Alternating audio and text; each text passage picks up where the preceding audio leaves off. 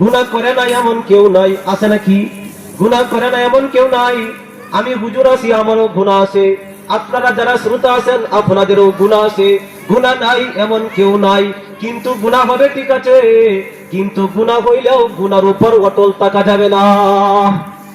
আমি যদি রাস্তা দিয়ে হাঁটি, মনে করেন কথার কথা আমি সিদ্ধি বাজারে যাব, সিদ্ধি বাজারে যাইতে গেলে দোলাবালু আছে না নাই? বিভিন্ন গাড়ি ঘোড়া দোলাবালু আছে না নাই? লাগতেই পারে। তাই আমার সিদ্ধি বাজারে যাওয়া লাগবে। যাইতে গেলে আমার কাপড় ময়লা হইতে পারে, আমার শরীরের মধ্যে ময়লা লাগতে পারে, কিন্তু কি করতে হবে? আমার এই কাপড়টা যখন ময়লা হয়ে যাবে তখন আমার জন্য করণীয় হচ্ছে এই সাবান, এই কাপড়টাকে সাবান দ্বারা ধুত করে আবার পরিষ্কার করে নেওয়া। কথা বলেন ঠিক কিনা? আমার জন্য আবশ্যক হচ্ছে আমার এই কাপড়টাকে সাবান দ্বারা ধুত করে কি করে নেওয়া? পরিষ্কার করে নেওয়া। ঠিক তদ্রূপ ভাবে আল্লাহ তাআলা আমাদেরকে দুনিয়াতে পাঠাইছেন, দুনিয়াতে আমাদের চলতে হয়, হাট বাজারে যাইতে হয়, কাম কাজ করতে হয়, বিভিন্ন জায়গায় যাইতে হয়।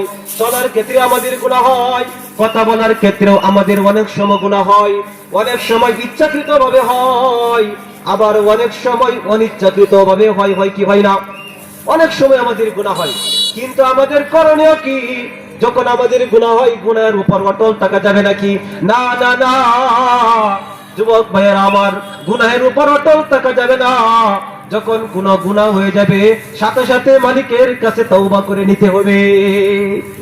সাবান দ্বারা আমার কাপড় পরিষ্কার করলে যেরকম ভাবে আমার কাপড় পরিষ্কার হয়ে যায়, আমার যদি কোনো গুনাহ হয় সাথে সাথে যদি আমি মালিকের কাছে বলতে পারি, আয় আল্লাহ আমি তো গুনাহ করে ফেলছি, শয়তানের ধোঁকায় পড়ি, আয় আল্লাহ তুমি আমাকে মাফ করে দাও, মুহূর্তের মাধ্যমে আল্লাহ তাআলা আমাকে মাফ করে দিবেন। সুবহানাল্লাহ। মুহতারাম হাজিরিন, ভালো করে শুনেন, ভালো করে শুনেন। বান্দা যখন গুনাহ করে, বান্দা যখন একটা গুনাহ করে, বান্দার প্রত্যেকটা গুনাহের পিছনে 8টা করে সাক্ষী দাঁড় হয়ে যায়। কয়টা করে সাক্ষী? একটা গুনাহের পিছনে সাক্ষী কয়টা? 8টা।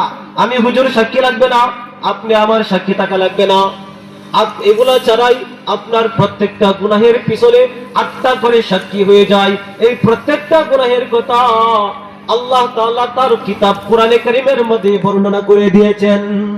সুতরাং এটা কল্পনা করার সুযোগ নাই। আমি যদি কোনো গুনাহ করি তাহলে তো মনে হয় এখানে আর কেউ নাই, কেউ দেখতেছে না, আমি একটা ঘরের ভিতরে আছি বা বিশাল একটা মরুভূমিতে আছি, একটা জঙ্গলের ভিতরে আছি, যা মন চাই তা করতে পারবো, আমাকে কেউ দেখে নাই, এমনটা কল্পনা করা ভুল হবে। মনে রাখতে হবে আমি যেখানেই কোনো গুনাহ করি না কেন, আমার প্রত্যেকটা গুনাহের পিছনে 8টা করে সাক্ষী আল্লাহ তাআলা আমার পিছনে লাগিয়ে দিয়েছেন। এক নম্বরে সাক্ষী, এক নম্বরে সাক্ষী আল্লাহ তাআলা কোরআনে কারীমের সূরা জিলজালের মধ্যে ইরশাদ করেন, এক নম্বর সাক্ষী হচ্ছে স্থান, জায়গা। যেই জায়গায় দাঁড়ায়া আপনি কোনো গুনাহ করবেন, ওই গুনাহটা হাশরের ময়দানে আল্লাহ তাআলার সামনে, ওই জায়গাটা হাশরের ময়দানে আপনার বিরুদ্ধে সাক্ষী হয়ে যাবে। যেই জায়গায় দাঁড়ায় আপনি গুনাহ করবেন, এই জায়গাটা হাশরের ময়দানে আপনার বিরুদ্ধে সাক্ষী দিবে। যত জায়গায় গুনাহ করবেন ততটা জায়গা আপনার প্রত্যেকটা গুনাহের পিছনে আল্লাহ তাআলার দরবারে সাক্ষী হয়ে যাবে। নাউযুবিল্লাহি মিন যালিক। মুহতারাম হাজিরিন, আল্লাহ তাআলা বলেন, ইযা যুলজিলাতিল আরদু জিলজালাহা ওয়া আখরাজাতিল আরদু আসকালাহা ওয়া ক্বালাল ইনসানু মা লাহা ইয়াওমাইযিন তুহাদ্দিসু আখবারাহা বিআন্না রাব্বাকা আওহা লাহা ইয়াওমাইযিন তুহাদ্দিসু আখবারাহা। এই দুনিয়াতে দাঁড়িয়ে যত জায়গায় দাঁড়িয়ে আপনি গুনাহ করবেন, প্রত্যেকটা জায়গা আপনার প্রত্যেকটা গুনাহের ব্যাপারে আল্লাহ তাআলার আদালতে সাক্ষী হয়ে যাবে। এখন বলুন, আমরা যদি কোনো গুনাহ করি তাহলে আল্লাহর জমিনে দাঁড়াইয়া করা লাগে কি লাগে না?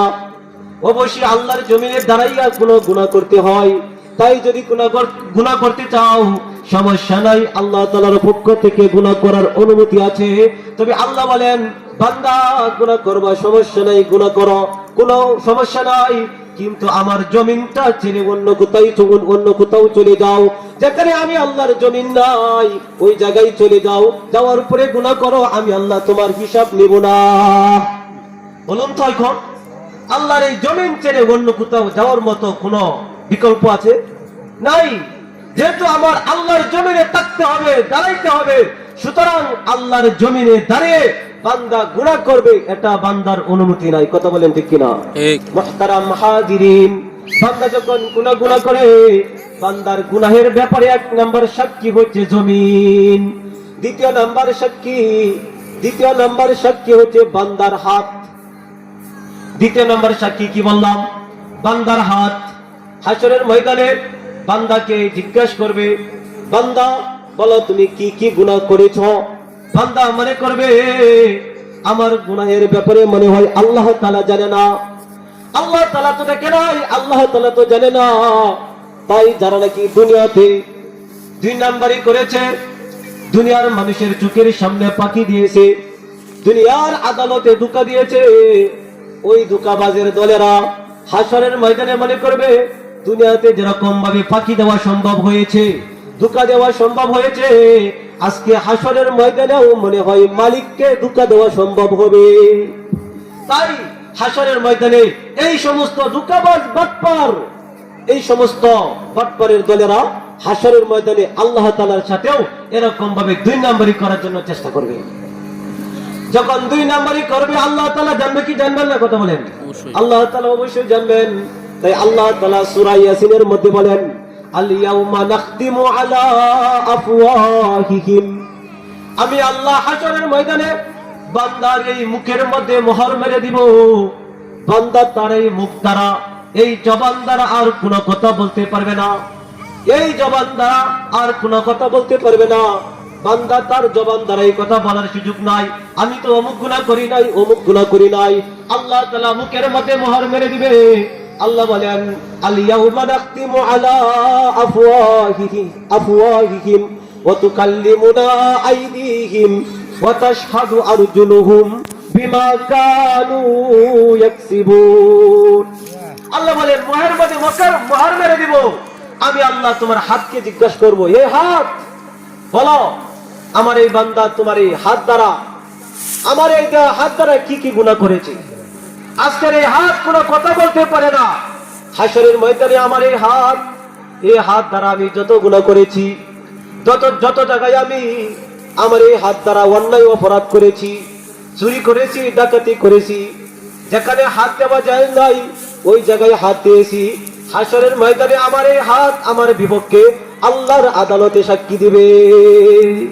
সুতরাং দুই নাম্বারই করার কোনো সুযোগ নাই। তাহলে গুনাহের ব্যাপারে দ্বিতীয় নাম্বার সাক্ষী হচ্ছে আমার হাত। তৃতীয় নাম্বার সাক্ষী আল্লাহ বলেন, ওয়া তাশহাদু আরজুলুহুম বিমা কানু ইয়াকসিবুন। বান্দার এই দুইটা পা দ্বারা যত জায়গায় গুনাহ করেছে, অন্যায় করেছে, অপরাধ করেছে, এই দুইটা পা তত জায়গায় আল্লাহ তাআলার দরবারে সাক্ষী হয়ে দাঁড়িয়ে যাবে। এই পা আল্লাহর আদালতে বলবে, আয় আল্লাহ এই দুইটা পা তো তুমি এই দুইটা পা দ্বারা কোনো গুনাহের কাজে যাওয়ার জন্য দিয়েছিলে না।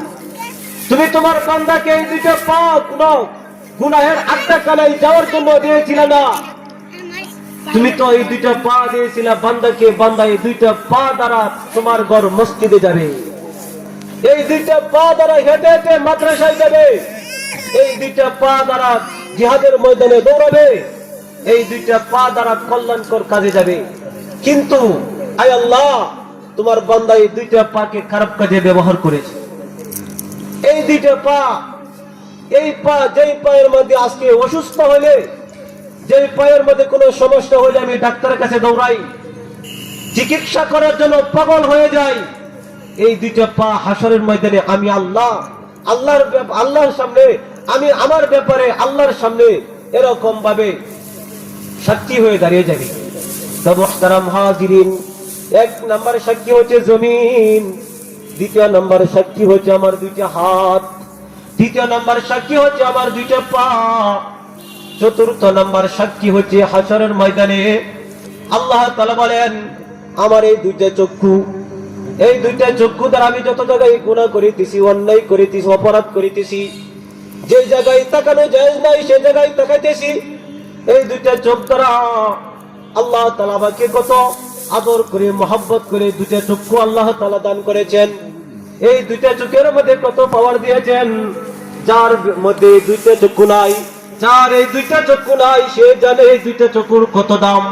এই দুইটা চক্ষু দিয়েছেন আল্লাহ তাআলার কিতাব কোরআনে কারীম পড়ার জন্য। কথা বলেন ঠিক কিনা? এই দুইটা চক্ষু আল্লাহ তাআলা দিয়েছেন এই দুইটা চক্ষু দ্বারা নবীর হাদিস পড়ার জন্য, ভালো কিছু দেখার জন্য, যেগুলা দেখা হালাল ওইগুলা দেখার জন্য। কিন্তু আমি এই দুইটা চক্ষু দ্বারা যদি বেগানা মহিলার দিকে তাকাই, এই দুইটা চক্ষুকে যদি আমি অপাত্রে ব্যবহার করি, হাশরের ময়দানে এই দুইটা চক্ষু আমার বিরুদ্ধে আল্লাহ তাআলার দরবারে সাক্ষী হয়ে দাঁড়িয়ে যাবে। তাহলে আমার এই দুইটা চক্ষু, এই দুইটা চক্ষু হচ্ছে আমার চতুর্থ নাম্বার সাক্ষী। পঞ্চম নাম্বার সাক্ষী হচ্ছে আমার দুইটা কান।